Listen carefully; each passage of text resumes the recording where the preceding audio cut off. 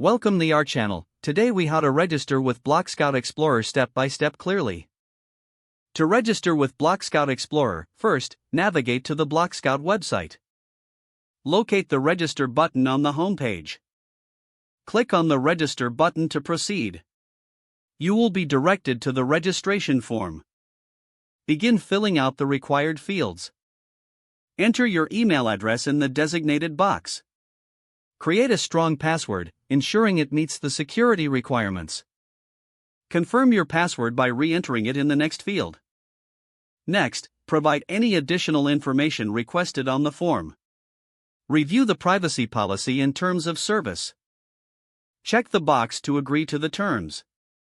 Once all fields are filled in, click on the Submit button to send your registration. You will receive a confirmation email shortly. Open the email and find the confirmation link. Click on the confirmation link to verify your email address. After verification, return to the BlockScout website. Log in using your registered email address and password. Explore the platform to familiarize yourself with its features. Congratulations, you have successfully registered with BlockScout Explorer. If the page does not load, refresh the browser or try again in a private or incognito window.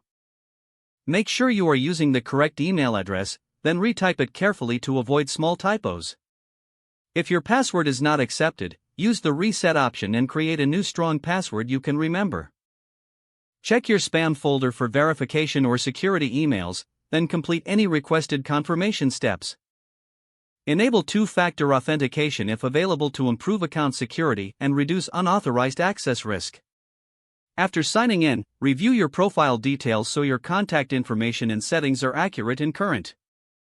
If you see an error message, note it down and try again after restarting your device and internet connection.